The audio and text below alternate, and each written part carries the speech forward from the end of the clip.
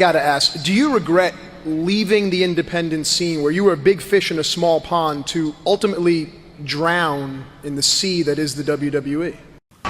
You know, and we all have our 15 minutes of fame, and I'd like to take a couple of my 15 minutes to talk about the rights and the wrongs in the world of professional wrestling. And it is for the WWE Championship. This match is for the ECW World Heavyweight Championship. For the World Heavyweight Championship. The match and new NWA Heavyweight Champion. We appreciate you guys coming out and taking your time to support women's wrestling in America. This match is for the AWA World Heavyweight Wrestling Championship. Well, hello, everyone, and welcome to another edition of the Rights and Wrongs Pro Wrestling Podcast. This is your host, Mr. Green. How are you? And thank you for joining me for this edition as we go into another week of review, going into WOW and some other wrestling news that's out there, WOW specifically, but it is seemingly getting more and more difficult to get information to talk about WOW. I mean, that these shows, I don't know what to say. I really don't. I mean, it's just like you got an hour, which by most wrestling standards isn't all that much, but you got an hour, and they generally speaking work themselves into 4 matches per episode, but that just seems to be like dwindling down. And now it's about to get worse. I'm sure you've probably read about it or know about it by now, but we'll get to that later on. Anyhow, for those that were listening to this in a non-visual platform, not on YouTube, and you just got it off your podcast, what you heard at the beginning was a clip posted by Jordynne Grace. It was, I guess, a somewhat cryptic video on Instagram. Referencing her as a big fish in a small pond, et cetera, et cetera. The video, she doesn't say anything. She is basically, her setting up her phone, and she comes into frame, like stepping away from it, and you see some more or less bruises on her face as she stares into the camera, and this voiceover is happening. I would imagine it is a personal reference for her. I mean, I don't think that she's unhappy with WWE or feeling like she hasn't gotten to where she needed to. She, much like Joe Hendry, was basically a shoe-in to go to the WWE at some point in time. We all knew that. We all knew it. We all felt it coming. But when she did go to the WWE, she was a hot ticket. She was all over the world. She was defending the Knockouts Championship. She was making a name for Jordynne Grace as well as supporting the name of TNA Wrestling. And I guess at this point, people, maybe her included, or her fans, or all of the above, may have thought that she should have gotten somewhere before now, should have been the NXT Women's Champion before now, or co-ordered tag titles, or Speed Champion, or North American Champion, or something, Maybe that's what they was expecting, or her personal expectations. Anyhow, I certainly expect her to get something before her time in WWE is done, and I do not believe that she's just going to up and be like, screw this place, I'm leaving. That particular video also came with the caption of San Antonio Deadline Iron Survivor, 12/6/25. So, needless to say, that was leading into that. However, I will also say by the time you hear this, it might be over with. So, I guess we'll all find out together whether she was successful in what she was attempting to do. We should move this on because I feel like I'm getting off into the news and what have you. But I want to do it in a formal way like I would typically do. So, let us head over to the news, views, and updates, shall we?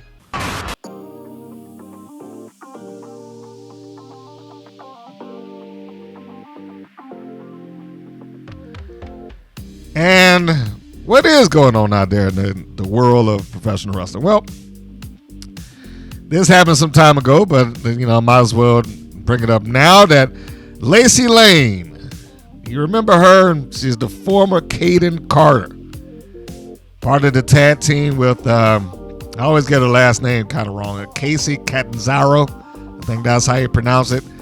But on TV, she was known as Katana Chance. And actually, I'm a little surprised that they personally did not make the rounds as a team. Now, I don't even know if Catanzaro is participating in professional wrestling right now. She might have just taken a break from it altogether, because it does need to be pointed out that the WWE went after and recruited her. She didn't go running off and be like, hey, I want to be a professional wrestler. She was sought after appearing on, American Ninja. But anyhow, the former Kaden Carter, on her own now, is now she's all elite. I guess in some form or another, she's signed with the opposition. I guess, hey, you got to make a living, got to go somewhere, and I'm sure she's looking to prove that she has some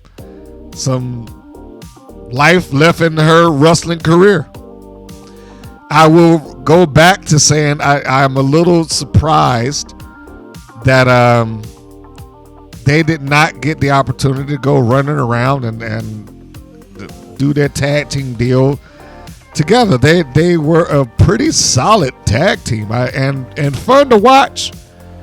I don't know if it's something that she really wants to pursue any longer, but if they do, I think it's a shoo-in that they would win the women's tag team championship now that it's been introduced to AEW. And that might be a good thing for them, just to kind of pad out their legacy. Well, they 2 times tag team champions as it was, WWE and NXT women's tag team champions. TNA, also, they're one of the few places that have a all women's tag team division. So it could be, one of those places if they chose to do it. But I guess that's going to be really dependent on Catanzaro right now, because Lane is still moving forward. She's still wrestling, and only, I guess, the future will see or tell where they go. I did bring up, I think the last podcast, that Atlanta now has WoW airing again. Yay! We got it. But also brought up that it is in a death time slot. I mean, originally I thought they were putting it on at 2 a.m. Sundays going into Monday morning, which I was like, oh, that is awful. You can't even depend on people just randomly coming by the channels at that point. Most people going to work in the morning. But no, it is now airing Saturday nights going into Sunday morning. So technically Sunday morning at 2 a.m.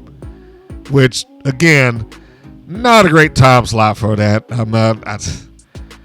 WoW has enough battles to fight to try to get people to watch it and build a viewership. But it ain't helping in this market. That's all I can tell you. And more so than that, when I go into some of the Reddit posts, there are people that's been saying that WoW has just been shut down in their area altogether. I know I've referenced it before to say that the unfortunate part about WoW as a program, for a good chunk of the stations, at least the ones that I have had dealings with, not like I'm in their offices and I'm looking at the traffic report. And when we say traffic, we're talking about the stuff that's going on air, not the literal traffic in the road. I'm not in there looking at traffic reports and things like that. However, it has placed itself generally as expendable programming because it's syndicated, because more often than not in the stations that I see, it's on at 11, 12, 1, stuff like that. And the things that come on in primetime that push it out are more important. The bull riding, the NCAA basketball, the football games, HBCU football games, NASCAR. I mean, you name it. Any of the sports that come on, particularly on a CW network, are going to edge out WoW and pretty much anything else that's behind it. Unless that station, for whatever reason that day, is like, well, we'll slide the programming, and you can, if you're staying up to 2 and 3 o'clock in the morning, you can watch it then. But anyhow, all of that to say that WoW has returned. It is on a different station here. I did not check. I probably should have just thought about it now. I did not check to see whether they have updated their website to include that information. Although, to be honest with you, I would not be surprised in the least if they did not. The reason I say that is because even right now, their banner isn't updated. They have Holly Swag smiling and standing back to back with Lana Starr in the banner. In front of her, Penelope Pink, and to the left of them, the twins. So, is it a big deal that they haven't done that? Well, not really, but it is indicative of what WoW tends to do.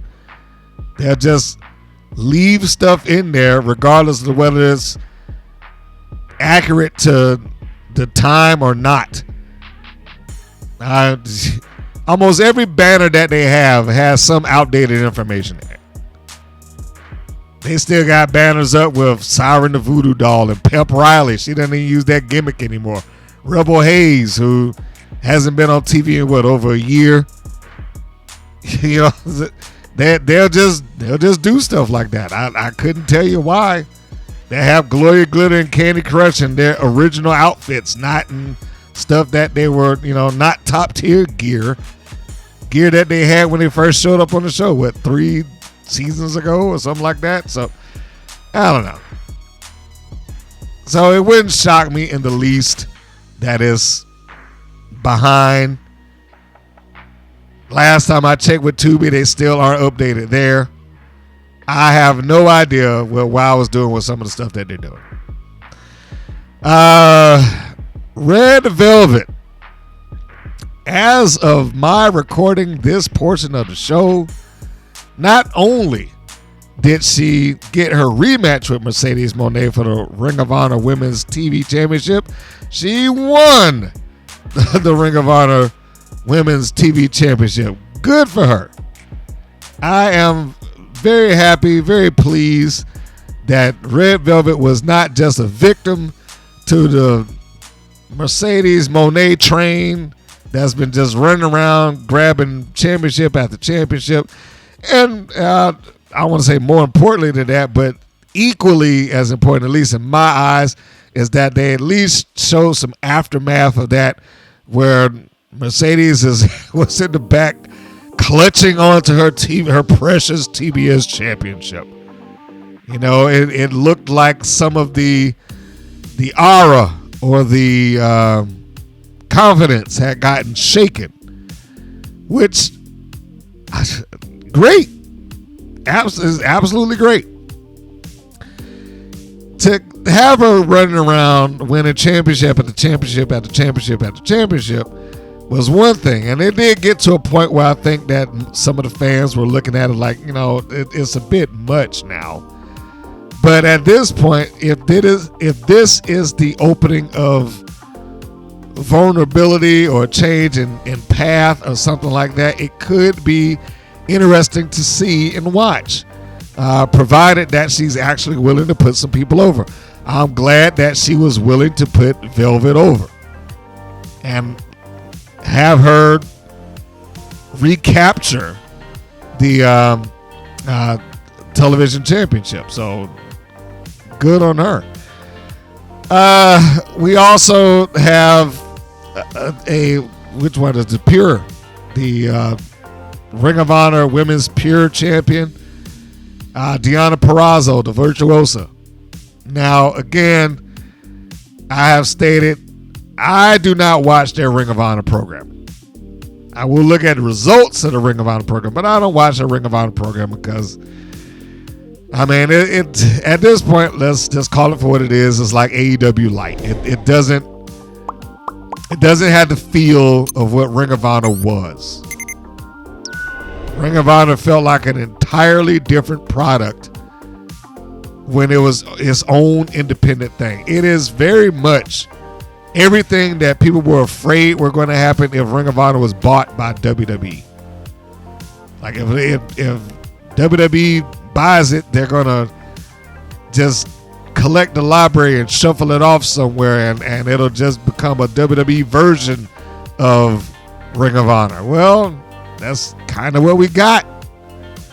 It's like ECW all over again. You know, people were wanting the authentic ECW when WWE got it, and they gave them the hope of that in the first show and a little bit of it in the second show. But when it went week to week, all of that ended.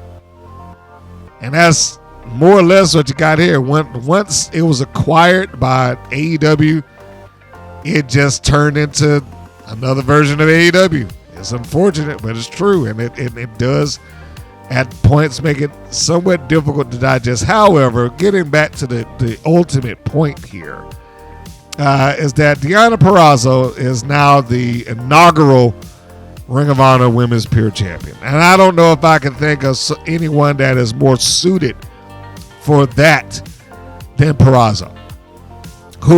A young lady who basically has made her name off of being a wrestling technician. And I don't know if this audience is the audience for it, but there's that particular championship, at least in its original incarnation, you know, with the men years ago, it was more or less designed for that type of wrestler. You know, you might have had a wrestler who didn't have a strong personality or wasn't a super over the top charismatic, persona or whatever, but they could really go in the ring. And that championship gave an opening for those wrestlers to exist without having to win people over in something that wasn't their strong suit. They can win them over with what they can do bell to bell in the ring. Purrazzo has a personality, but she's also really good in the ring. I know there's some people out there that give her a hard time about her physique at points. They should leave her alone about that. I'm sure it's tough enough just to put on tights and walk out in front of thousands of people, week in and week out just on his own, because you're going to get some smart ass that's going to like, you need to do this such and such. Leave her alone. Let that woman to be who she is. Her husband's happy, that's all that counts. And she, again, cannot overstate it. She's very good. She's one of the last knockout champions that I really enjoyed watching. I enjoyed her reign. I was glad that I know it came somewhat out of nowhere when she got that second reign, but it was a good reign for her to have. So we will see where that goes with her. We'll keep the news open. I may catch a match here or there. I doubt it, but we will keep the news open to see where that's happening with Miss Purrazzo and her new championship reign. Congratulations to her.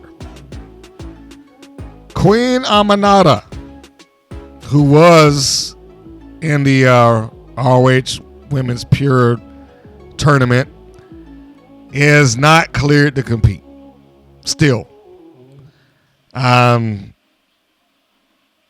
According to the words of Tony Khan, is like, unfortunately, it's unexpected because we thought she'd be cleared by now. Queen Aminata is still dealing with the after effects of that injury. He's talking about the injury that pulled her out of blood and guts to begin with. And it has been revealed that she has some discomfort and some tightness in her neck.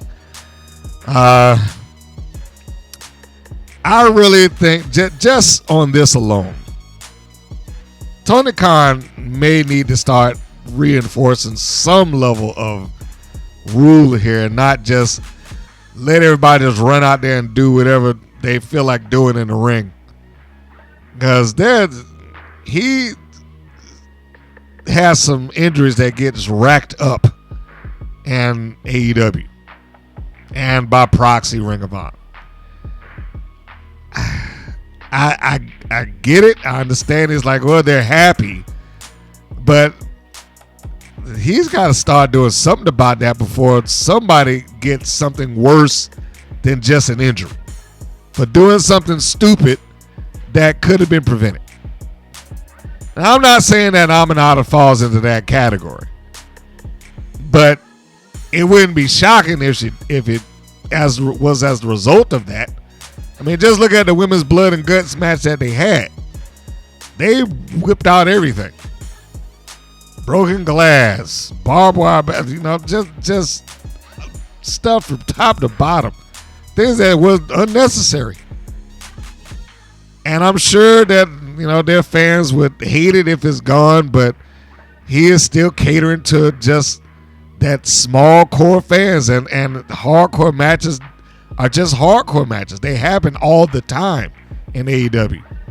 I'm not even sure how you get any sort of excitement out of them now, other than you expecting somebody to break a bone or bleed buckets. And he just went through this with the Casino Battle Royal, where it wiped out a good chunk of his women's roster because they were all hurt, and they had to postpone the tag team tournament because of that. All I'm saying, I'm sure Aminata will have a spot waiting for her when she comes back, and that's great. And I look forward to her coming back, and I hope she comes back very healthy. But there may need to be some regulations put on how much of this are you going to allow, because I really do get the impression that some of them would not know what the limitations are for their own good. And he may, and I really doubt that he ever will do it, but he may need to be the one that steps in and say, look, no, you cannot take this and do this tonight. I'm sorry. You're gonna have to make some people sad, but I'm sorry. And that's the reason why I think he'll never do it, because Tony Khan strikes me as the type of guy that if you just told him, I'm not going to be your friend anymore, he would just break. Like, oh, shit. Okay, well, do what you want. Well, anyhow. It also appears that the low-key legend, Natty Neidhart, has gotten some attention on herself. Attention on herself from her employers, the WWE. It's been stated, of course, before we go into that she's been running that across multiple promotions. Game Changer, Reality of Wrestling, the NWA, even though I never saw the footage of it. The NWA, the AAA. She has taken the low-key legend and defined Natty Neidhart in a place away from Natalya. And apparently the WWE has paid attention.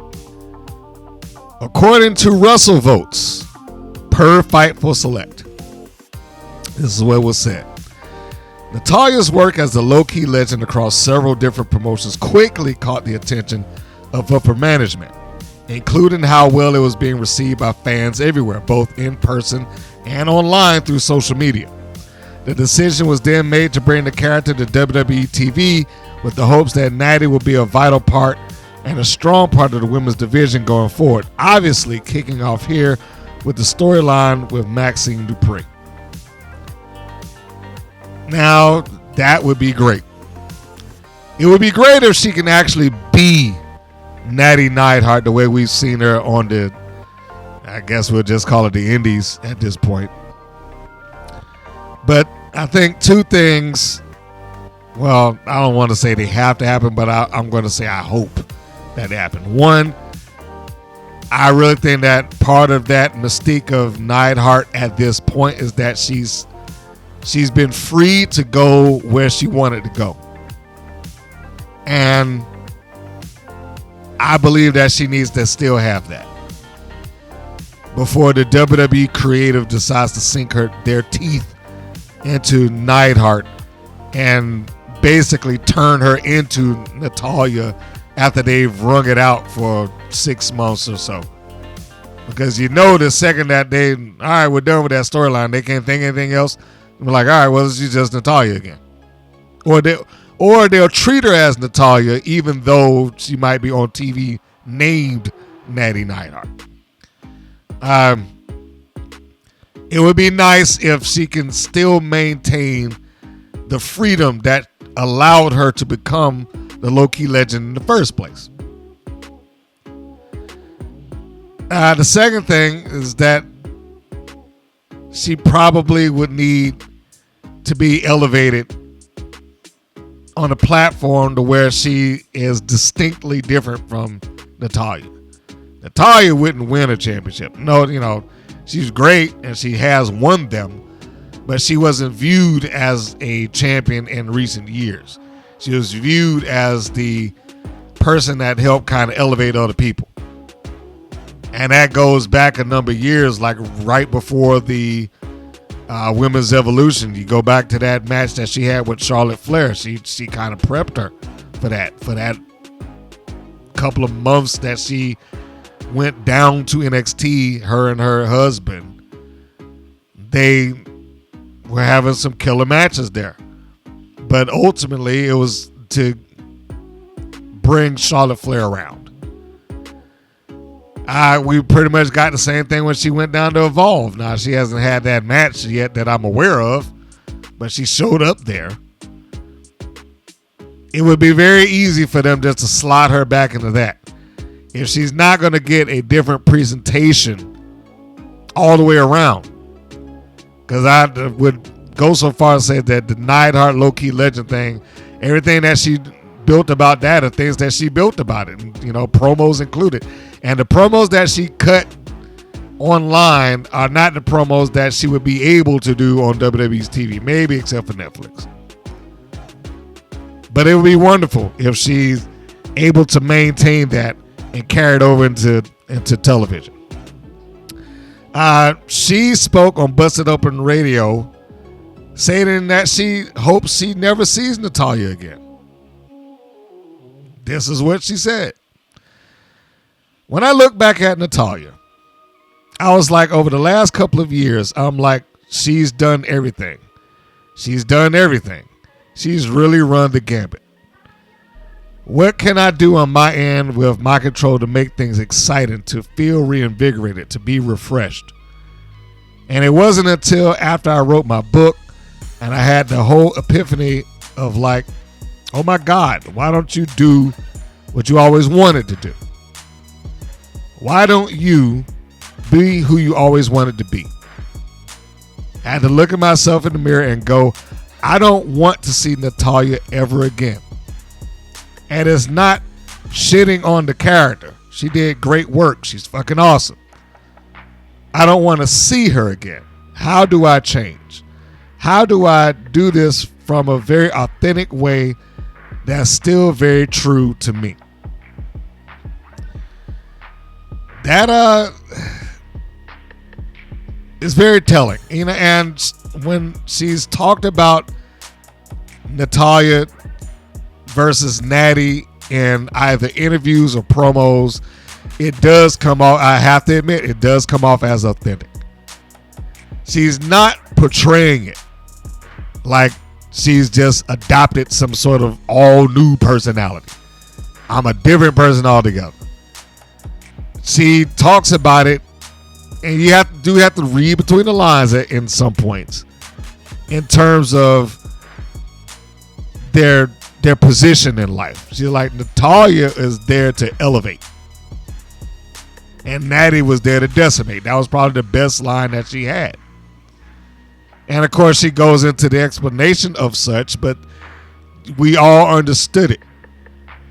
That as Natty Neidhart, I'm not here to try to make you look good. Very reminiscent of the heel turn, the forgotten heel turn of Jerry Lynn. Last dying days of ECW. But he was like, I was here to be the star maker, never to be the star. And I'm paraphrasing. But then he got sick of it and he wanted to, it's like, I'm the main event guy, and that's the only way that you're ever going to see me again is if I'm working the main event. I feel very similar about the vibes that Neidhart is putting out right now. And hopefully that will continue. I still wish and hope, fingers crossed, that I'll get to see her pop up in some other promotions because that's what made it special, at least for me. But I am also interested in seeing what she may do once she pops up on WWE's television. Time will tell. And that's all that I got right now, other than to say that Bayley is going to be appearing at Saturday Night's Main Event on December 13th. She's going to be taking on Sol Ruca, who we all knew that, much like I said with Jordynne Grace appearing on WWE, Ruca it was a matter of time before she was up on the main roster. If for no other reason alone than that finish that she has. You know that they're going to want to utilize that thing to pop the audience whenever they can. Do the Soul Snatcher. So I'm expecting, if Bayley's going against Ruca, I'm expecting Ruca to go over, and I'm expecting her to pop her with that thing just so they can get something off of the crowd. And that's that. I have delayed long enough. This is going to be my break spot, and then when we come back, it'll be off into the review of WoW, and oh, what a review it is. Stay tuned. We will be right back.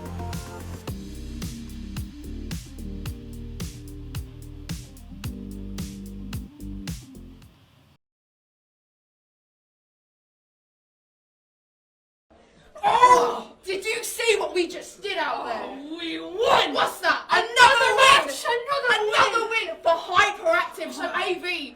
Where does that lead us to now? Listen, whoever the tag team champions are after December, Hyperactive! want a shot at your tag team titles because we're going to prove the hustle is Hyperactive!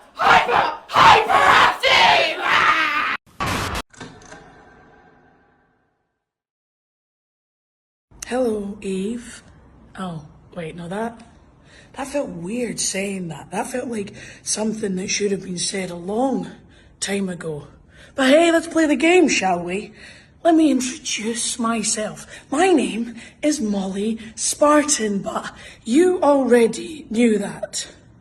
'Cause I ain't no shining star to put on your new poster. No, I am a woman that you have met in many a locker room around the world. And you've often thought to yourself, why? Why has Molly Spartan never been in Eve? And I used to wonder that myself, but I came to terms with things a long time ago that Eve wasn't overlooking me. I was being dismissed. But something's changed. The door that I thought was always chained and bolted shut has opened up all of a sudden, and I don't know what it is that's changed. Is it management, the fans, the locker room? I'm not sure, and I don't know if I ever will, but I do fear that the girl they think they're letting through no longer exists. But what stands in her place is a heart, bitter and spite-fueled rage of a woman coming through. So, hello, Eve. Know your place.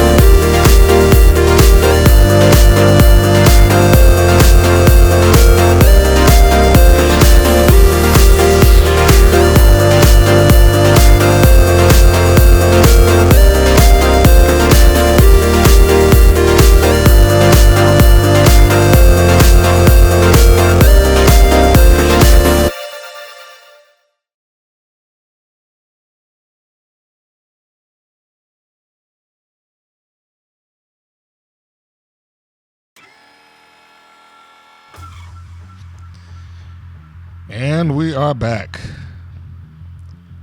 This episode of WoW. Well, first, let's get the opening slate for this episode. The episode was 4/12, Season 4, Episode 12. The title, The Reckoning. The air date, November the 29th. The chronological number, 168. Now, while we will recap a little bit of what we know about the show. It's an hour long. In the pro wrestling landscape, not an excessively long show, generally easy to watch, generally. I'm giving a little leeway here because it has gotten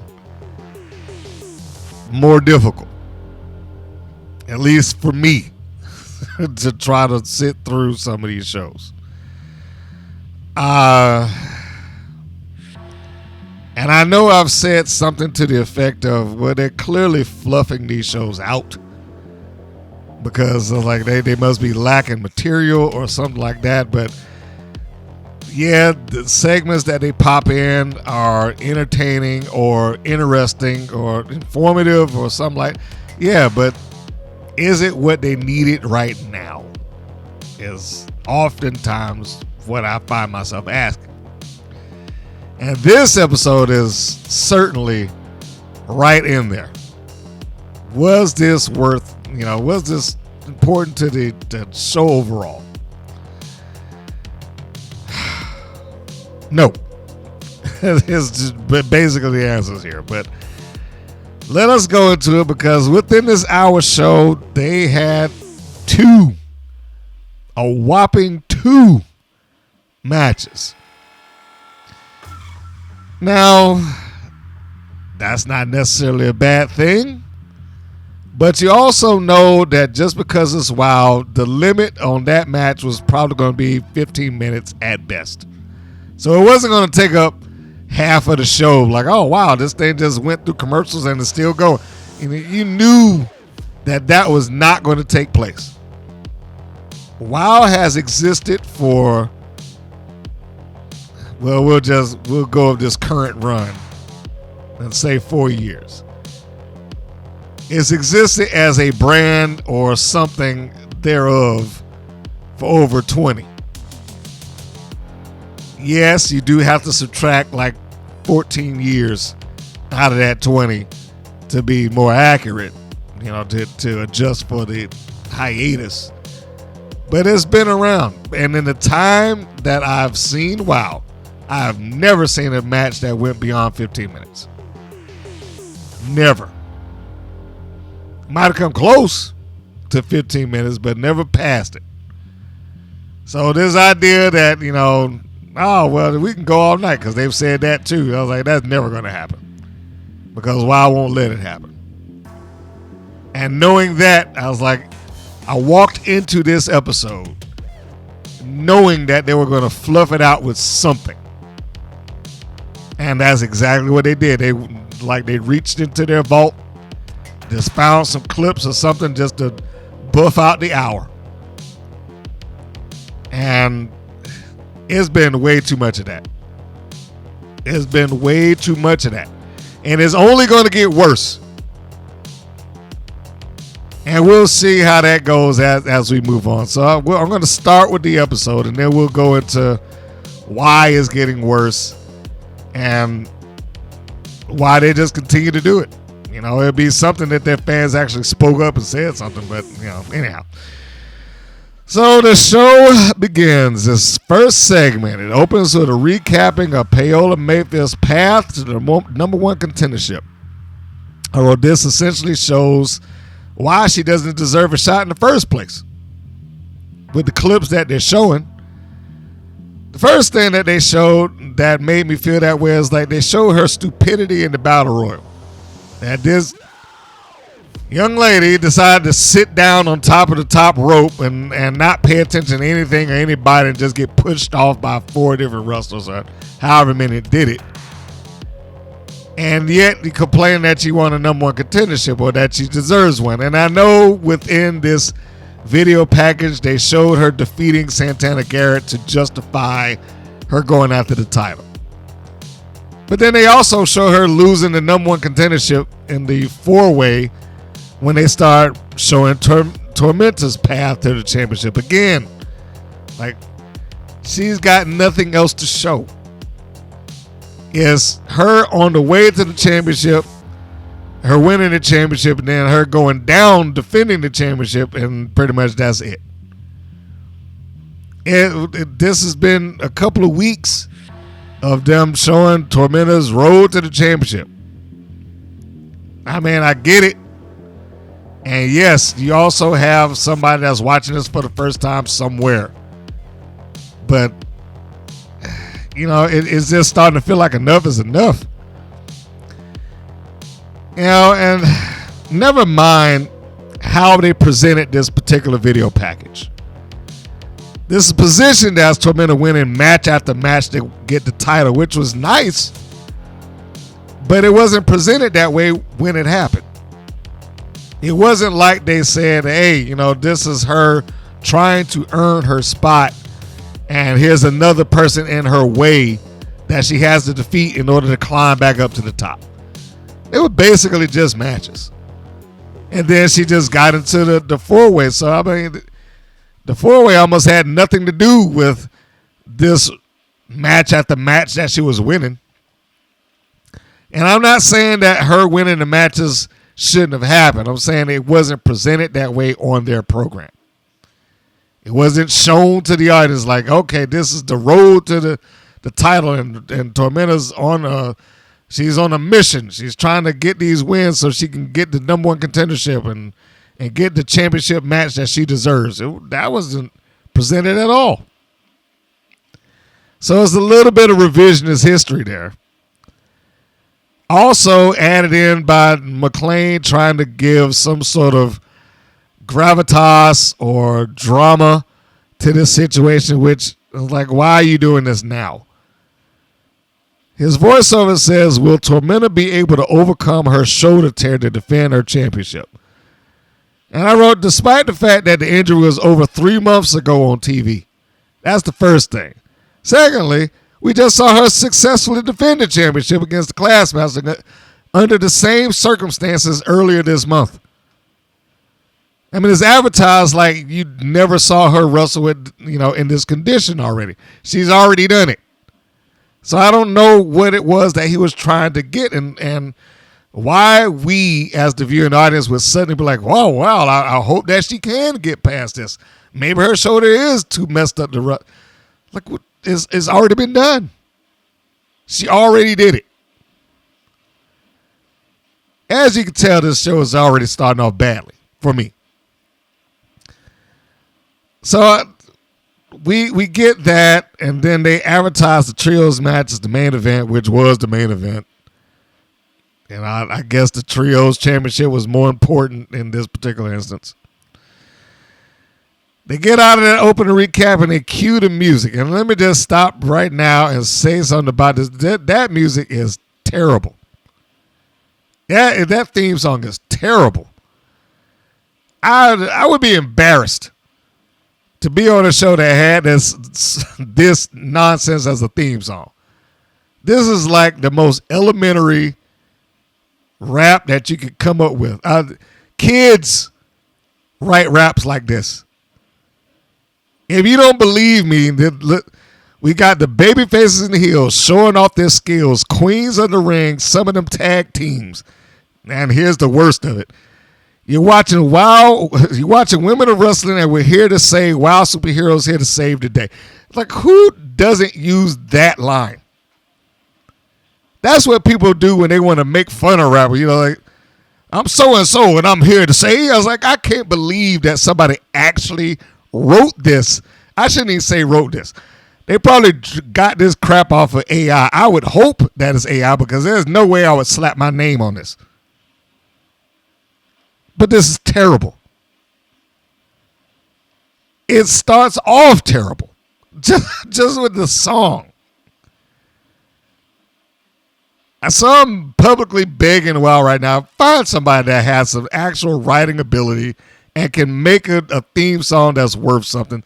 And don't act like you can't find it. Don't act like they don't exist. If you're milking a billionaire to put this show on, the least you can do is find some credible music to open this thing up.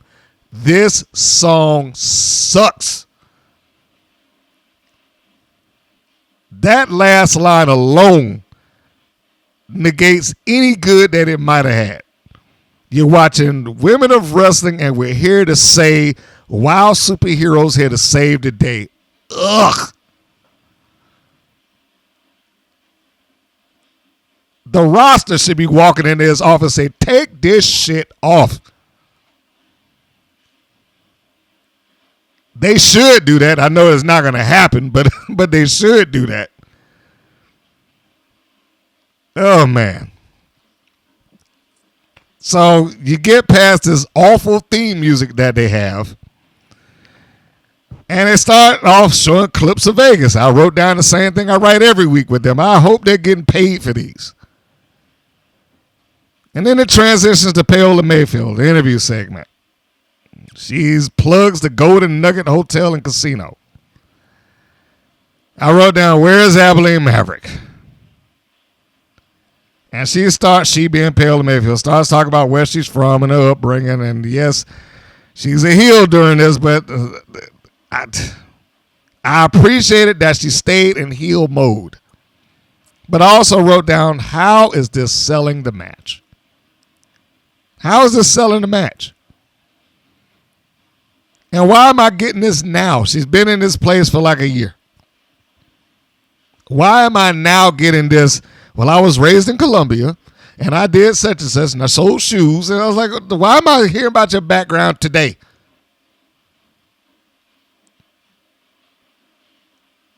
Ugh. And it was just general and vague comments about nothing. Whenever she's going off into the match in and of itself, this match had nothing. Let's go ahead and address that. The match had nothing on it beyond that it was Mexico and Colombia. That seemed to be the only selling point that this match even remotely exists. Because the thing that she had, remember when she showed up at a commentating desk and she had a neck brace on? That was never brought up again. It's everything that I said. It was just fluff. It was just fluff material just to pad out the show. And then we get Adrian and the segment following that. Who is Adrian, by you asking? Well, Adrian is Tormenta's mask maker.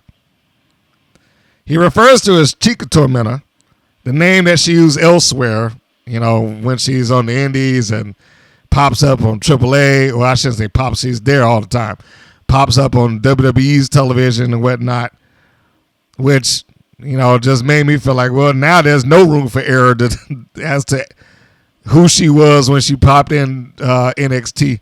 So you know full well that, Chica Tormenta, that is her without the mask. And she was squashed by Lola Vice in 3 minutes. So there's your wild champion, folks. Beaten within seconds by somebody on the undercard of NXT.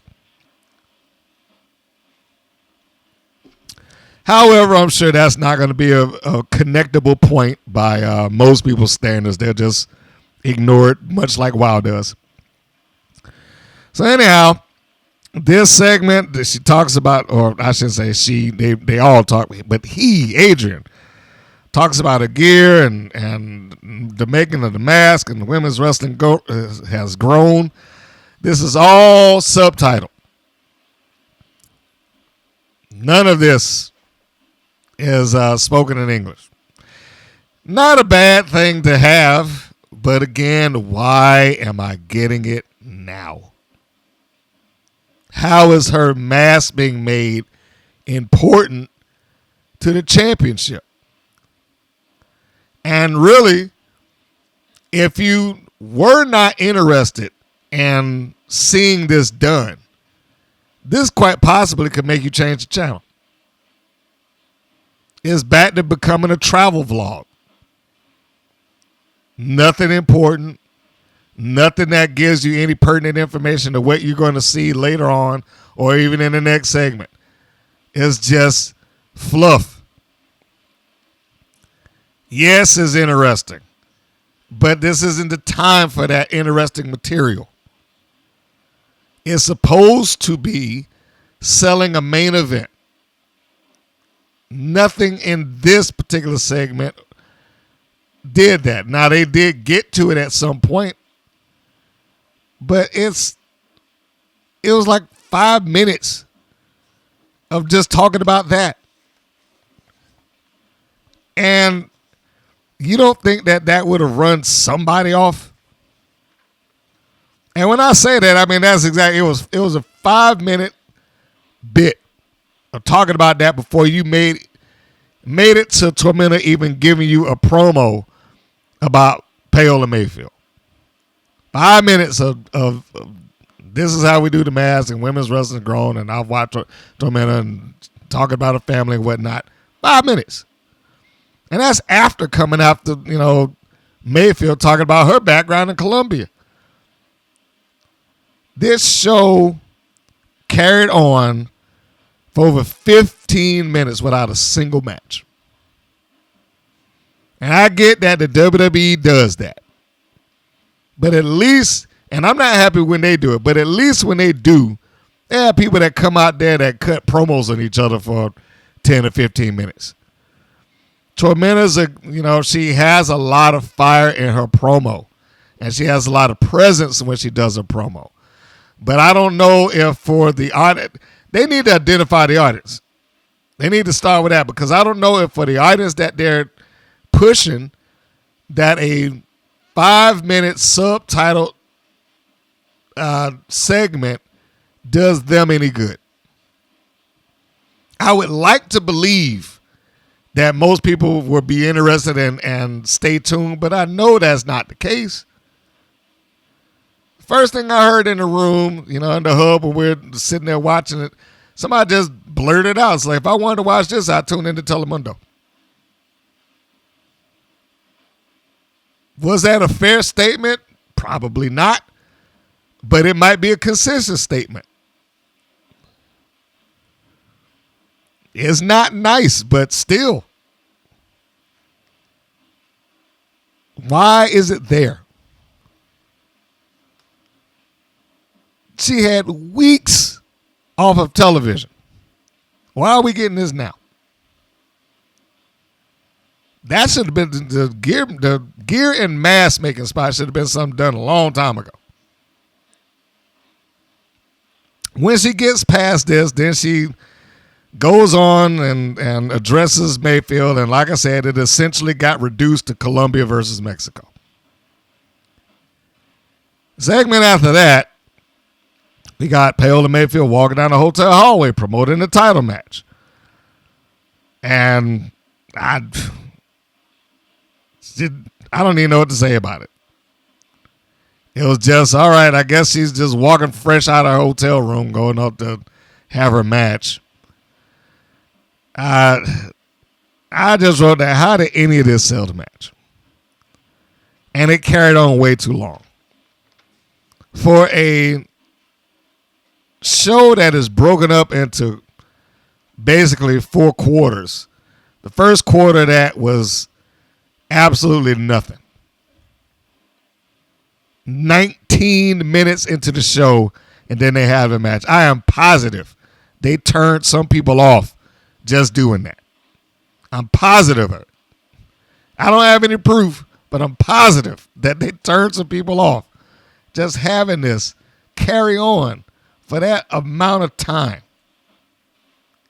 They just flip the channel and look at something else. What am I going to sit here and watch this for? And the hallway spot that you saw, what did Mayfield probably spoke like 30 seconds. So that was your sell for the main event right there. I was like, all right, well, here you go. The match. I've already said what I feel about Paola Mayfield as a in-ring competitor. And wouldn't you know it, out of nowhere, Abilene Maverick just pops up when she shows up for this match. She just happens to be right there with her. Mayfield is introduced as the sensation of reality TV. And I'm like, all right. Where is this that she's a sensation? I would be willing to bet that no one that has watched her on whatever reality program that she watched, very few of them at least, translated over to being a WOW viewer. And most wrestling fans could care less. The WOW faithful love her, but they love everybody. And they don't really have any scrutiny on talent. And I'm sorry to say it, she's a very nice looking young lady.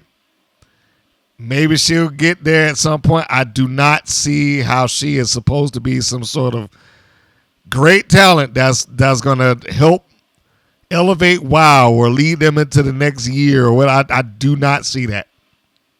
I don't know how others might believe that way, but I do not see that at all. She just does not come across as so dynamic in the ring that people are going to start tuning in so they can see her.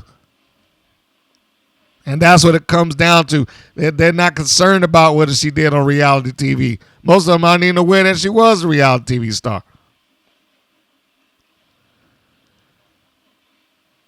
And the people can look less interested. Dan McClain says, this is the one everyone's been waiting for. I'm like, who? Who is waiting for? This is like the tagline that he puts out there per episode now. This is the match that everyone's been waiting for. Who is everyone? I can't imagine that somebody was sitting around waiting with bated breath to see Tormenta versus Paola Mayfield on the merit of it's just these two going after each other for the title. Because that's the only thing that is selling this match is just, well, I want a title shot. And so I got one. And then here we are. There's nothing else to this. There's no heat on it. There was no promos cut to each other about it. There was nothing. It's just that. And I don't know how good this makes Tormenta look that the person that actually did injure her, which they have shown you in recap video after recap video after recap video, she just skipped past her in cutting a promo and went around that to like, all right, class master. Okay, Paola Mayfield. Forget this person that actually put me on the shelf. I'm not going to deal with that. But you two, because you're from Columbia, and this one, because she just wants a title shot, I got to take care of you. It doesn't feel important at all. So, when we get this match started and Katie Marie does her one fall, there's a few smattering of people that are like, one fall. I guess they started to train them to do that. But most of them didn't know what was going on. Tormenta and Paola have an exchange of holds, which meant little to nothing for this crowd. I mean, it's one of those things that in a different environment, it probably would have gotten some kind of response. And if it were done better, maybe it would have gotten some kind of response. But here, for this audience, it didn't mean anything. Yeah, they did a couple of exchanges and whatnot, and you had some people out there with their cameras and, recording everything. But I'm trying to who's a good example of this? The first one that's come to mind is Rob Van Dam and Jerry Lynn. I know I'm going back a number of years, but like when they would do those exchanges and they would come up in the stalemate position, that's basically what was happening here. And the audience would applaud the effort that went into that. Now we've seen that a number of times across multiple promotions, whether that be in WWE, whether that was AEW, whether that's in TNA or the Indies or what have you. You got the old stalemate spot, and then they would applaud for the efforts of one trying to outdo or outclass or out-wrestle the other. Here they didn't know what to do. They just was standing around watching. They didn't understand it. And there lies the difference, which is why I said on a couple of occasions, some of these matches and some of these spots, I think are just wasted to this audience. The audience does not know it. The audience doesn't understand, and the audience will not react accordingly to that, or at least react the way that the wrestlers may want them to, because they aren't educated to that. Also, while this is going on, Mela Hano, I probably pronounced her last name wrong, she comes in and sits down in commentary, of course, to talk about the match and reinforce with McClain that this is about Mexico and Colombia. Now, that's the only thing I got from her. That, and it was just casual conversation, and she wasn't concerned about Tormenta being hurt at all. Because they tried at some point to, well, Tormenta's shoulder could be damaged, and you think she's going to be hurt here, or blah, blah, blah. And she just like, oh, yeah, sure, of course, the shoulder could be. It didn't sound like a lot of concern there out of anybody. I think Nigel tried to inject some concern there at some point, but between McClain and her, I didn't get that. As a side note, WoW was starting to come off to me like they're just flat out clout chasing. Like if we find somebody that actually does something else in the world, like Sibley Skulls or Miller, we need to get them, even though they won't be able to do anything much for the wrestling that we're trying to put on. But like her, what was she on this show like twice? And they already going to Instagram. Congratulations to WoW's own Miller. Like, how really? She's been on your show 2 times and you're already making claims on her. But anyhow, they feel like they're starting to fall into that category of we got to get some star power, or at least who we believe to be stars, and have them be on our show. Because I'm sure the people that watch the news are going to tune in to watch her. And they might. Even though she did little or nothing. For this person to have been her friend, she didn't really stand out there and help or do anything, or even sound concerned about anything that was going on. I don't know if, again, this is kind of like the Sibley Skulls thing. I don't know if she is smart enough to the wrestling that she is going to project the way that she should. And it also came off to me like she was a substitute for Sophia Lopez. Like, why is she here and suddenly Tormenta's best friend? There's already history with Lopez and Tormenta. And if she couldn't be there, then, let's not just slot somebody else in there to take her place. But that's how this came off. I mean, we've already seen them try to play up that Tormenta and Lopez were cool with each other. Allegedly that's why Tormenta stood up for her when Los Banditas turned on Lopez. There's been they had some other instances where Lopez comes out and she spoke on behalf of Tormenta. Those things, at least there's a history behind it. This young lady, Mela, she just came out of nowhere. And that's not to say that they aren't friends behind the scenes. But we haven't seen them as friends in front of the camera. That's the problem. I don't know. Paola Mayfield looks like she works fake.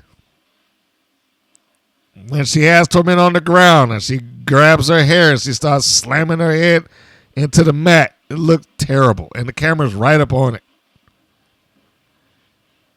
Like it is not selling the idea that she's trying to hurt this woman or, incapacitate her somehow. It just felt like she was in there playing around. The match feels like it's moving in slow motion. The casual conversation at ringside makes it feel unimportant. And, you'd almost forget that, what was important here in the first place, the way that they were moving around. They try to sell the idea that the Wild Championship is the richest prize in all of professional wrestling. And I wrote that, and I understand that they have to try to sell the idea of that, but seriously, how is this titled the richest prize in all of women's professional wrestling? Like, I'm not even sure if David McClain could sell that. I know he believes it, and he should. It's his baby. But I do not know how he or anybody else there could look at that belt and say that this is the prize of all of women's professional wrestling. My only question that is how? How is that this title that largely sits on the shelf for 10 months out of the year, probably more than that, 11 months out of the year, gets defended 3 or 4 times in a weekend and won and lost, and then doesn't air for maybe another year's time? How is that belt the most important belt in women's wrestling? And it only really, as a world's title, it only gets defended in 2 places, Los Angeles and Las Vegas. Explain it to me. The NWA Women's Championship does not have TV, but you know what? At least they travel. At least it takes to the other promotions. At least it sees different people. At least it's a recognized championship that has a lineage attached to it with names that people might look at and be like, oh, that's a Hall of Famer. This is a Hall of Famer. That's a Hall of Famer. The TNA Knockouts Championship, same thing. At least it traveled around. At least it was seen on major television. And it has a lineage, arguably more, certainly in recent years, arguably more impressive than the NWA's Women's Championship legacy. And I say arguably. But it certainly has names that are on that championship resume that you can look at like Hall of Famer, Hall of Famer, Hall of Famer, Hall of Famer.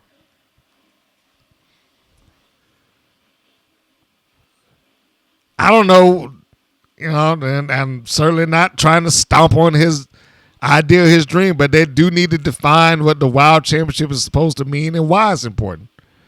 They never say why. It just is. It's important because we say it's important. Anyhow, moving past all of that, Tormenta is DDT'd by Mayfield, but she kicks out. This is going towards the end of the match, obviously. And then Mayfield goes to the other side of the ring and sits on top of the rope and waves at the fans and doesn't pay attention to Tormenta. Tormenta comes up, slaps Mayfield, lifts her up in the muscle buster, and pins her 1, 2, 3. That's the important part. Now, you may go in and enjoy the match, and if you do, great. I really feel like these two were just going through the paces. Or maybe Tormenta had to slow it down so that Mayfield would be able to keep up. I don't know, but for whatever reason, it just did not feel like it had the snap or the oomph to it that it should have or could have for some sort of championship match, and air quotes around a grudge. Nigel yells about this being an amazing victory. And I wrote that this match was mediocre at best. And I don't even mean that weighing it against other women's matches outside of WoW. I mean weighing that up against women's championship matches within the WoW. This match is mediocre at best. By its own WoW standards, you can find some other championship matches that's easily better than this. So I don't know what they're yelling. Oh, this is an amazing match. I'm like, there's nothing amazing about this. I give respect for both of them for being able to go in there and take the bumps, and especially Mayfield. You got to give her credit. She's willing to take the pain and the pressure and the bumps and whatnot. She took a muscle buster. You know? So you can't knock that. And I don't ever want to knock her willingness and or ability to take the bumps, get in there and do, whatever it is that she needs to do. She just isn't polished enough to be a champion or be the main event, for that matter, to be on national TV. She should probably be at an indie show somewhere, getting her, smoothing out her offense and figuring it out. But anyhow, the next segment. Oh, yeah, by the way, Tormenta won. She retains with the Muscle Buster. Next segment is Fury profile segment. It opens up with her walking through the music store, and she, for whatever reason, has her WoW makeup on. I don't know why, but, whatever. She talks about her past. This is interesting information. But, again, I wrote, why now? Why? Why are we seeing this now? For what reason do we need to hear this information about Fury? She's part of a team. Where are they talking about the rest of them? And they don't get into that at all. It's just Fury. This should have been shown months ago. Months ago. Not now. When it's not important. And none of this was important. Interesting, sure, but it wasn't important. So I don't know. It had nothing to do with anything. Then we get the next segment. Top Tier has a promo about the upcoming match. I said, thank goodness, because Campanelli is good in her role at cutting a promo. And she was good here cutting a promo. The only fault that this segment had was Candy Crush, because I do not know what the hell she was trying to say. She just blurted into the promo segment. It's like, Monsters and Metal, well, you're going to be made out of all metal after we get through crushing every single one of your bones. I was like, what does that even mean?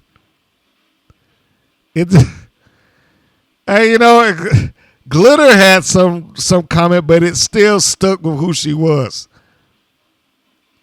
And again, Campanelli was the lead off, and she wrapped it up, but maybe it wasn't as big of an issue for them to be like, all right, we got to reshoot that, but still, it just didn't make any sense. Like, what are you trying to say? Because it doesn't make any sense, and I promise you, that's what she said. You're going to be made of all metal after we finish crushing every single one of your bones. I understood it to be a hospital reference of some sort. It just wasn't delivered well. That's the only way that you can really kind of rope that in. But again, if you got to go through explaining it, then you didn't do a good enough promo and delivery. Next segment, the Monsters and Metal promo. This opens up with Daisy Lane cutting the promo, and she may as well have just got the pom-poms out and put on the Pep Riley outfit. This was a Pep Riley promo. I was like, why is she doing this? I thought she changed her character. There's not going to be any more bullying, and we're going to lift each other up and cheer each other on. I was like, what? Wait a minute. Is she just reverting back to Pep Riley? Why is she talking about this?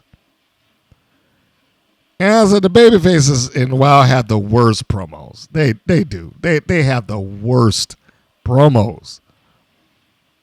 Someone there should have said, this is not a Daisy Lane promo. You need to do it again. Find out what Daisy Lane would say. What you just gave me was a Pep Riley promo. We're going to, no more bullying. We're going to lift each other up. No. What is Daisy Lane supposed to be saying? Not Pep Riley. But unfortunately, no one was around to say that. Or they didn't bother. So anyhow, you got that, and they were preparing for the main event where they finally get their chance at a worthless championship. We go to the next segment. This is the WoW.com spot. You hear the normal stuff. Go to WWE.com for this, that, and the other thing, and buy T-shirts. I wrote down, I wonder if anybody buys any of these. That was my first. I wonder if anybody buys any of these things. I mean, because outside of that little segment, you wouldn't know anything about it. The only merchandise shirt that ever pops up on WoW on a regular basis is the WoW shirt. That is the only one. The wrestlers don't wear their own gear out the ringside. You don't see anybody in the crowd wearing their shirts. When they have shirts hanging up in the WoW locker rooms or backstage or anything like that, they're never any other shirt than a WoW shirt. It's always just WoW. Just a WoW shirt. I assume they feel like, well, maybe somebody will buy these shirts if they just see them enough. Because they're going to want to have that logo, the WoW shirt on. Same thing with the talent. If you're at home, well, you got to have a WoW jumpsuit on or something like that. A WoW t-shirt or a WoW brassiere or whatever. Because everybody needs to know that you work for WoW, I wrote down, and this really had nothing to do with the show. I just found it ironic that after the segment with Monsters and Metal promo and top tier promo and the WoW.com spot, I got a Candy Crush Saga commercial that ran on TV. I was like, yeah, okay. Clearly, Candy Crush, the video game, the mobile game has no concept or idea that there's a Candy Crush on the TV show that they're running this commercial in. Because I'm sure if they were aware that Candy Crush the persona existed, she'd be probably changing her name to Sugar Shaw within the weeks.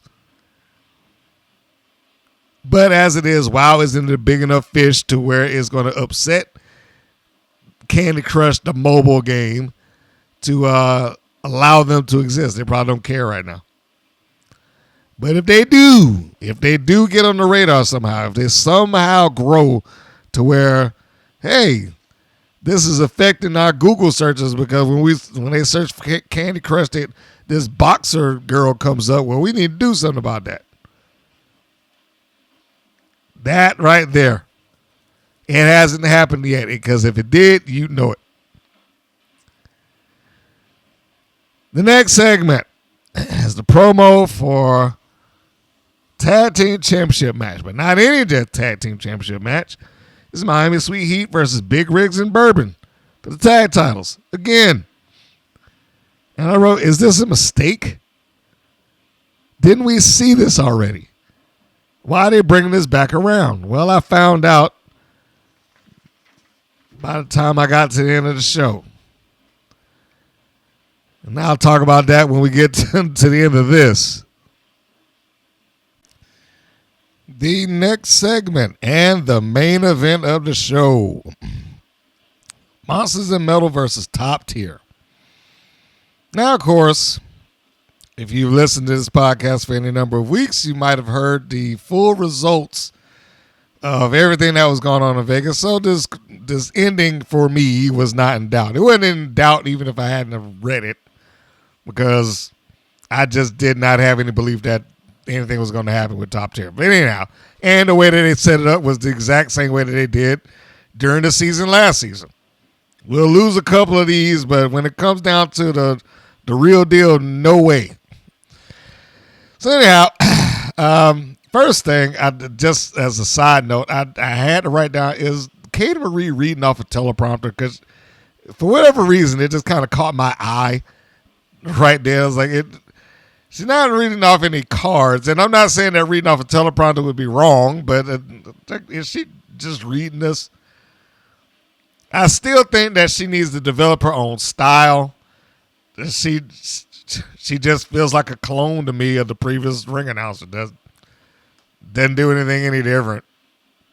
And she hasn't produced a style that is unique to her when it comes to announcing the wrestling. So I don't. Yeah. Anyhow, that's off topic. Getting back to the match. Honestly, when this thing started, I was already ready for it to be over, and that was minutes before they rung the bell. I hate to say that because there's people in the match that I like. Despite the fact that I do not like the championship belts, I like Top Tier as an act. I think the trios belts are ridiculous, and they aren't worth anything. And I don't think Top Tier, whether that's because of them directly or whether it's because of the creative, I don't think they did anything to elevate them. I mean, it's just a series of matches against random opponents at any given time that they can beat over and over and over and over and over again with almost no one coming close to it. So I don't see what they've done of any use. They're not a heinous enough group to where people actually booed them. First off, getting back to what this audience is, they probably didn't even understand who Top Tier was. Beyond the fact that they saw three young ladies coming out there in matching gear. So I have a hard time seeing what Top Tier has brought to WoW as some sort of function beyond just filling out the time and content, which may be all that WoW wants. I don't know. So anyhow, Top Tier attack, sending, this is before the I guess the baby faces are ready. They run over there and attack them. This is at the beginning of the match, obviously. And they send Fury and they send Daisy Lane out to the floor, out of the ring.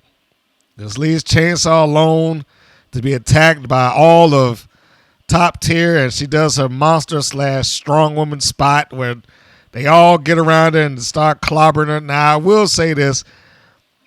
I wish that some of them had better shots. I ain't asking you to hurt Chainsaw, but, I wish it looked better on TV how they were hammering her on the back. And some of them looked very, very light. But Chainsaw breaks him off and, sends him flying down to the floor, not to the floor, but, to the mat, which makes sense.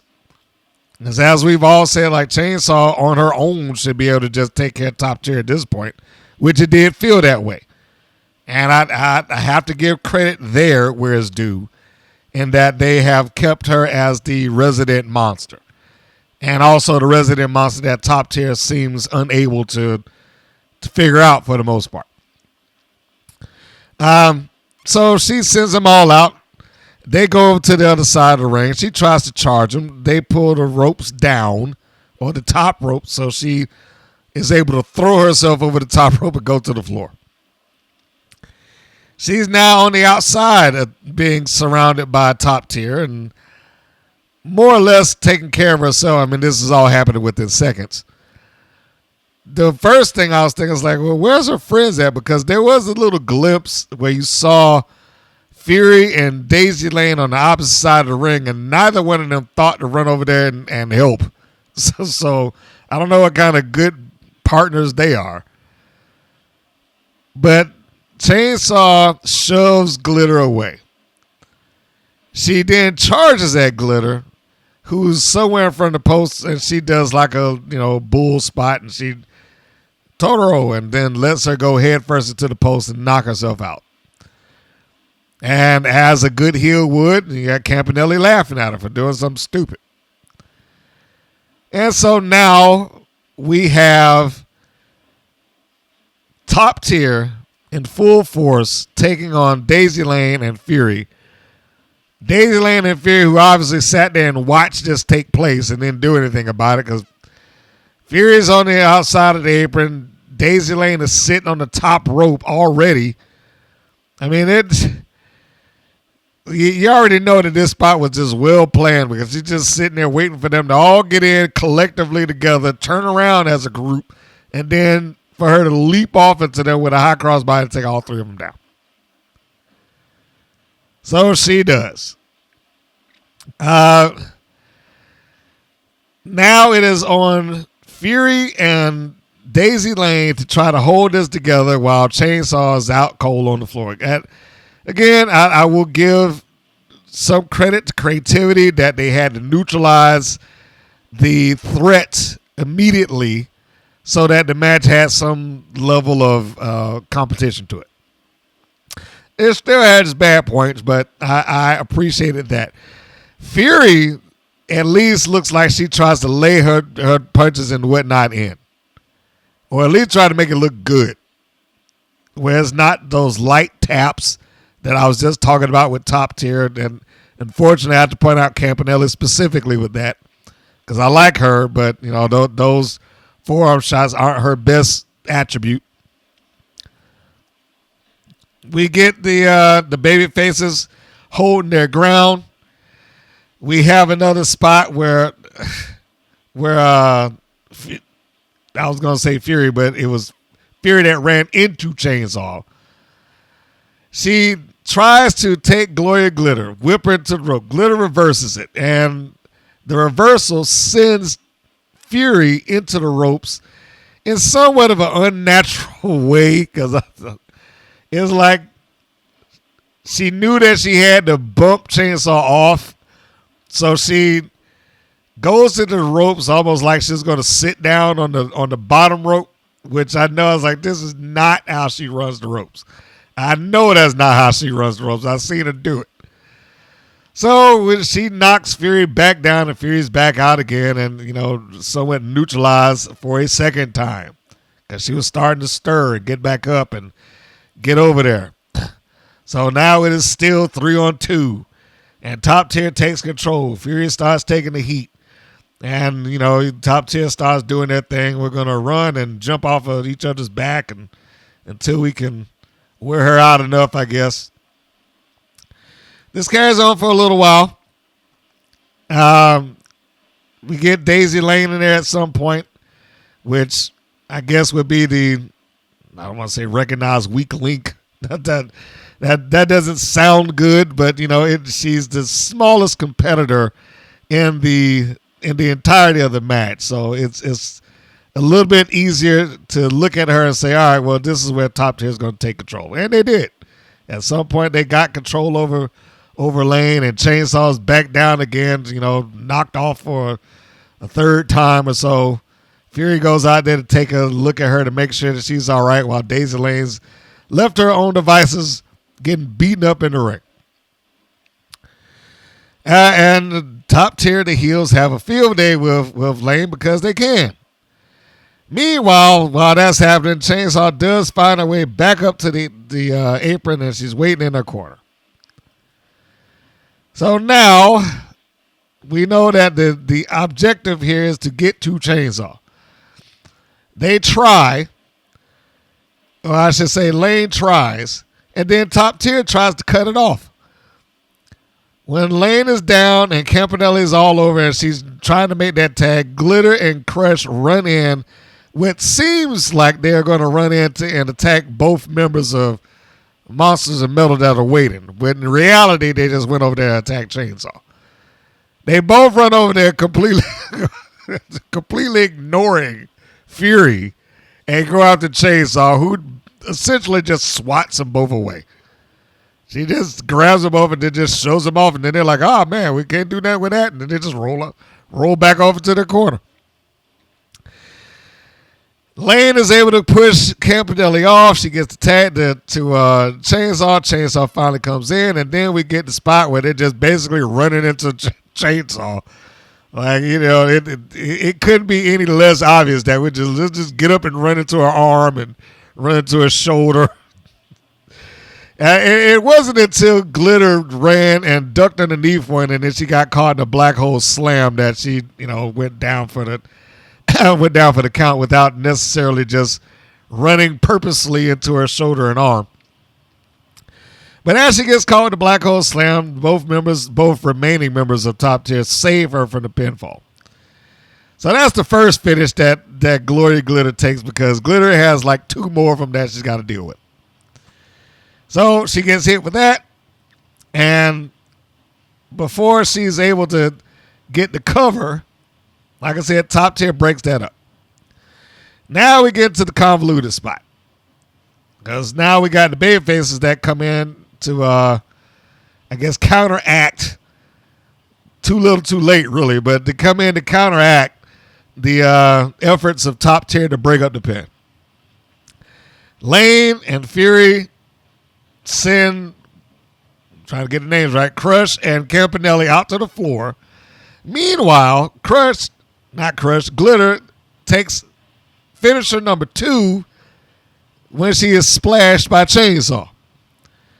Campanelli drags the referee out of the ring and then starts pointing at Fury like, she did it. And I wrote down, how stupid would the referee have to be to believe that? I was like, what would she possibly have to gain by pulling out her own, you know, pulling out the referee to stop her own partner from getting the pin? And like, that would just be ridiculous and dumb. But of course, they had to find some way to get the referee out there so they could do the next thing, because Crush goes into the ring before she's gingerly tossed out to the floor while everybody's just gathered around, you know, for whatever reason, because Daisy Lane was yanked out earlier, but she goes around to the other side of the ring. As I said, just before Candy Crush is lightly tossed out, everybody goes down, and the referee is, of course, he takes the bump, and he's out cold. He's unconscious, can't see a thing. Now we got Chainsaw, we got Daisy Lane in the inside. Glitter is still laid out because she already took a black hole slam, took a splash.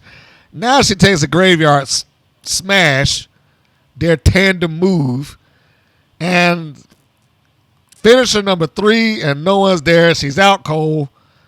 And then from the back, here comes Charlie Wu from nowhere. 1, 2, 3. Dang, she got it. Yay. And then they get the championship belts handed to them. All is right with the world until the referee wakes up, that one that was on the outside, and says, no, they can't win because they're disqualified for who knows what, because somebody yanked my leg out. I don't know. I didn't even care to find out what exactly. It was it was presented as a no contest. But I didn't care. I honestly didn't care, because I could see this finish coming a mile away. So you knew that they were going to keep these belts. You knew it. It wasn't going to last, and it didn't. So, I don't know the other referee's name. I'm not going to pretend like I do. He wakes up from his slumber from getting knocked cold. And then David McClain has to come out from behind the desk, and he's waving it off like, hey, no, this is no contest because they did such and such, and they didn't listen, and they attacked me. Well, I don't know. I mean, and God, I hate the referees these days. But anyhow, he's just waving his arms in the air for some reason and saying that this is it. No contest. Overturned. Surprise. And that was the first thing I wrote after the 3 count. It wouldn't surprise me if Wild's Creative used this to overturn the decision. And within seconds, they used it to overturn the decision. Nothing shocking. So they got the belts back. They being Top Tier, and they go up the ramp, and Campanelli cuts a promo. We did it, and doesn't matter what you do. We always come out on top, et cetera, et cetera, et cetera. Like, this show was just terrible.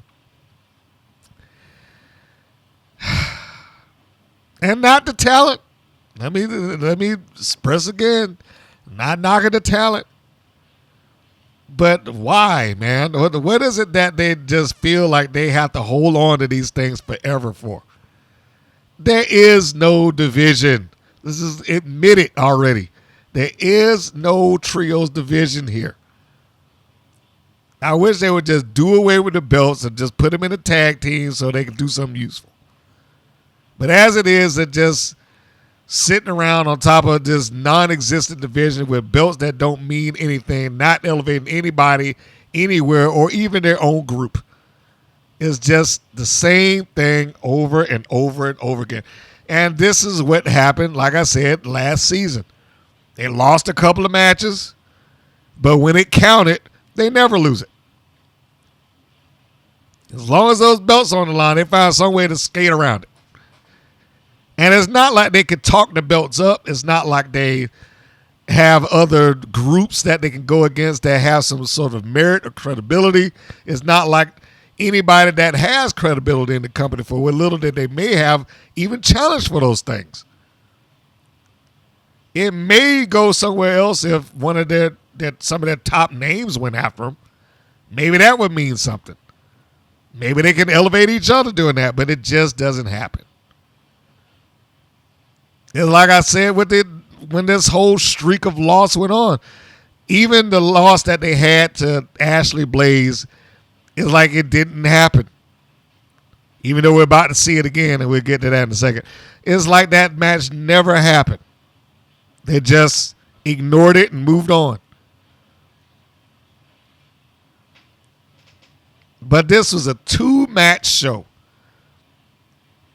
2 matches that one of which was not a great championship match, that being the Tormenta Mayfield match is average, mediocre, like I said, at best. Monsters and Metal was a better match, but it didn't do anything for anybody. Does this really make somebody else want to turn around like, man, I want to see Monsters and Metal get another shot? It's been 4 weeks of Monsters and Metal going against Top Tier. And I'm sorry to say that this is not some sort of classic rivalry that I just don't get enough of. They have their way of running these things into the ground.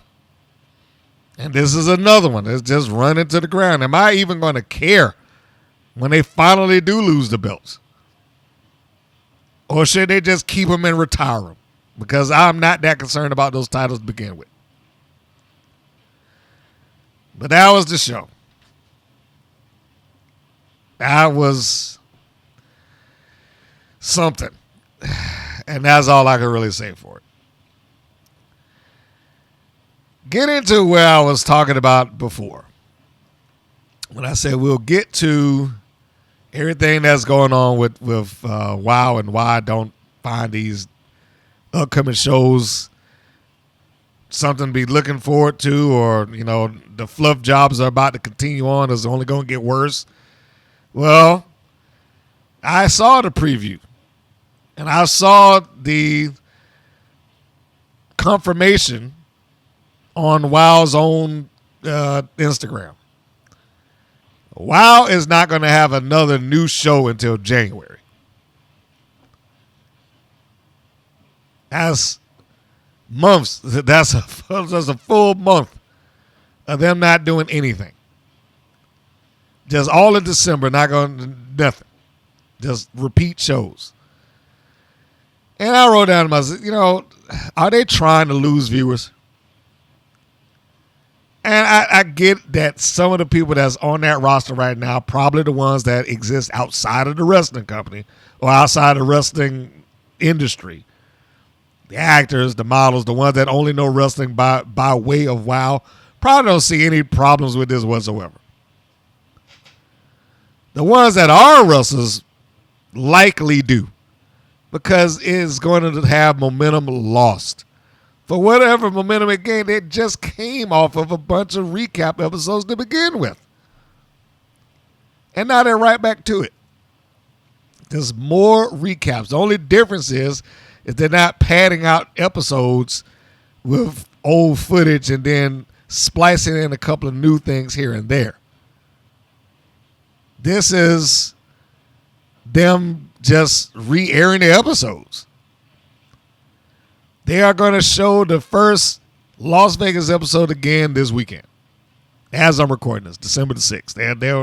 They're going to show it there. But again, why? Why? We just went through this. I mean, what was it? It was just September. Rebroadcast. And then they finally get up to having a match, which is also rebroadcast. Even when they got the steel cage match, that was rebroadcast the following week.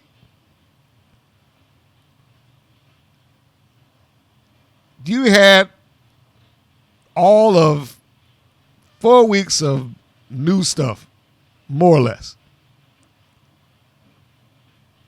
And that was it. And even within that 4 weeks, you had something that was rebroadcast because they gave you Tormenta and Del Rey all over again. Are they trying to lose people? Is it their goal to be like, our fans don't care. They don't give a shit. We'll put on whatever we feel like it, and they'll still be here. And I think that's part of the problem. Not enough of their hardcore fans, and I know it's never going to change, but not enough of their hardcore fans are vocal about why are you doing this? Because unless they're just the hardest of the hardcore, there's no way they're going to sit through these matches, these episodes all over again for a month. And I know some of them don't understand or don't have a clue. Because I saw somebody put in like, that is fantastic. Because I'm sure whoever this person was skipped past the idea that it's going to be re-airs for a month. And because all they put is new episodes of Wild coming January 3rd. I mean, I've said it before, McLean is good at smoke and mirrors. He's not saying that we're going to rebroadcast old stuff. We're saying that you'll get new stuff in January. But this person, the awkward cougar, that is fantastic. Congratulations to all the performers. Rest up and enjoy the holidays. We look forward to more excitement on January 3rd. Now, that would be an accurate statement to make if WoW was producing TV every week and this is the break period. They've had a break period since the middle of October. So what is this rest up thing that she's talking about?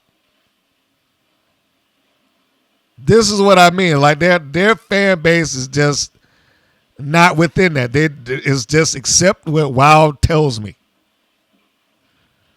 And you got people clapping for it and fired and the same normal stuff. You had one person that I saw who made a comment like, he said, that's a freaking month.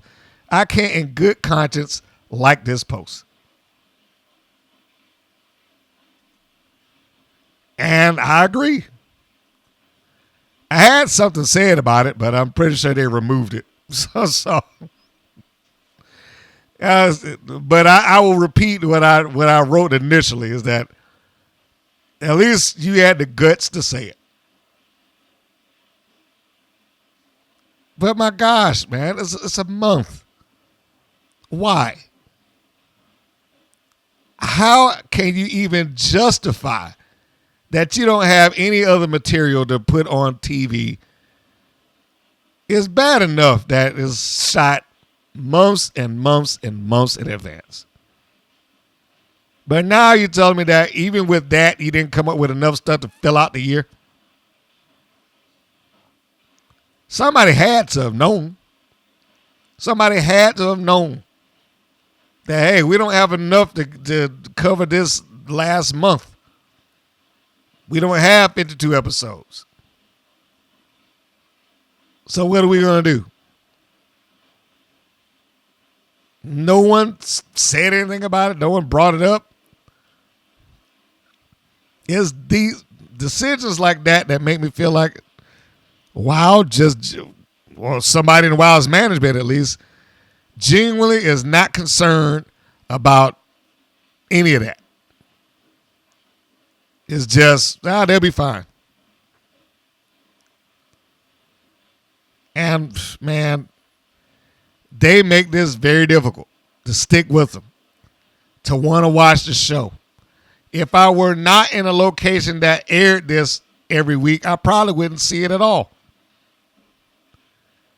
These last couple of months have been very difficult to get through. It's been brutal because it's just recaps and re-airs, travel vlogs, and now we just flat out repeats.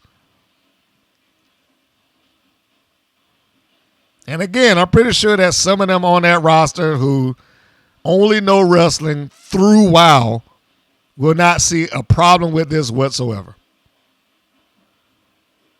But this is asking for people to not come back to watch WoW. That's my prediction. This is asking for some of their fans who might be on the brink. Like I said, their hardcore is not going to go anywhere. But the fans that's on the brink with that show, this is asking for them just not to come back. Or to find something else that they will watch. I'll just tune in to Ring of Honor, or I'll find some wrestling that's online. Every once in a while, I'll see a new all-women's wrestling promotion that's popping up. So for those that's out there looking for that, they exist. And they can find them on YouTube or what have you. Some of them on Triller TV. Some of it, Patreon or the YouTube memberships, but it's out there. WoW operates as if there is no competition to take their audience away. And the only thing that they really can lean on as far as that's concerned is that they got a billionaire who doesn't know any better throwing money at the wall for them. And that's all it is there somebody that's throwing money at the wall. If she knew better, she either would not be financing this or she would demand different results. But since it doesn't bother her and since it's probably a drop in the bucket as far as her finances are concerned, it means nothing. That is until maybe one of her accountants shows up and say, look, I know you can afford to do this, but come on. But yeah, this is just a terrible decision that they're going to do, and they're going to feed that out for the next 4 weeks. So just be prepared for that. Now, what does that mean I will not be reviewing any of that, obviously. I've already done it. There's no reason to go back through it. There may be different episodes that are talked about or different subject matter that's going on with WoW or something like that. But as far as the reviews in and of itself, no.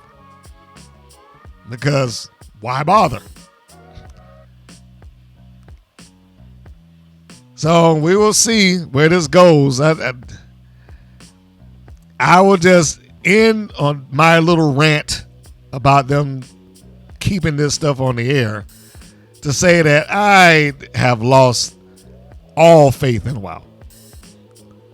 There was a point in time that I thought that it might have had a chance, or they might have turned it around, or, because they were doing something different than what they did beforehand. That being the stuff that I had been complaining about for years for them. I said, stop taking these hiatuses.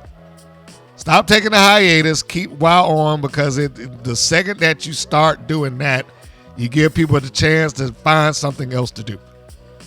And that goes for the viewers and that goes for the talent. If they only get to work this 1 month or 3 times out of the year, I was like, you opening the door for them to find other things to do. If you have a show and we'll only treat it like a TV show, like a sitcom or something, and we'll just do 13 weeks and then we'll just go on hiatus and come back, like it's asking for it to have problems. Fortunately, that particular thing they did change. They decided, all right, we'll just keep WoW on. The downside is that they didn't change what they did for the talent. The talent still has months to sit around and do nothing.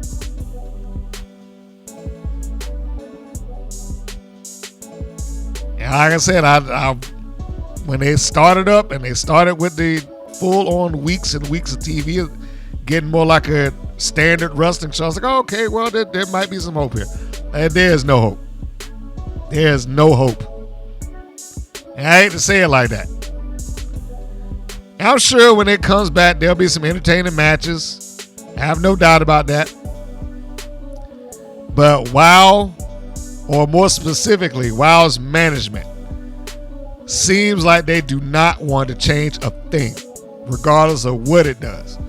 And since they don't have any real bottom line that they have to hit, there's no real reason for them to change. The only person on this planet that can make them do something different is Jeannie Buss. And since Jeannie Buss is blind to how good or bad WOW is, or how it affects, the decisions like this affect the product, she's never going to do anything with it. And that goes back to the fans. The fans that are there are completely willing to accept everything that they are given. And since no one or very few would say, hey, that's a month, what the fuck? Since very few of them are willing to do that, well, I can just ignore it. Like, oh, that's just one person. So what? We can just move on. And he'll be right back here when the show starts up again, so who cares? But there we have it. That is WOW, and that is what it's come up with. Just to re-air some stuff. Hopefully, I will come up with something that is a little bit more original than just re-airing things by the time we go up to the week following this. But time will tell. If you are listening to this on YouTube, first off, thank you very much for wherever you happen to be listening to it. I appreciate your time and lending me your ear. But if you happen to be on YouTube, hey, do the YouTube things, like, share, subscribe. If you happen to be catching this as a podcast audio format, then, you can catch this in greater podcast platforms everywhere. If you haven't done that and you don't know where to go, you can go to WPNWrestling.com, WPNWrestling.com. It is the centerpiece, nexus, and focal point of all stuff that drops, including all videos and podcasts. That's right. You can scroll through that little podcast gimmick down there at the bottom, and you can see just how many of these things that have been done. There's been so many of them. I can't believe that I have recorded this many episodes in review of this show, that I've tortured myself with this kind of content. But, I do it because I do it because of the people that listen. If you didn't listen to it, I wouldn't bother. But that's why I thank you guys every week. And on that note, as I prepare for whatever it is that WOW has coming up in front of me, I will say that this is Mr. Green saying that this is Mr. Green saying so long, and we will see you on the next go round. Take care, everybody. Thank you for listening to the WPN's Rights and Wrongs of Pro Wrestling. If you have questions or comments, please contact us via our Facebook or our YouTube channel at the Women's Pro Wrestling Network. If you're new to the WPN, feel free to subscribe to our channel and like our page. We appreciate your support.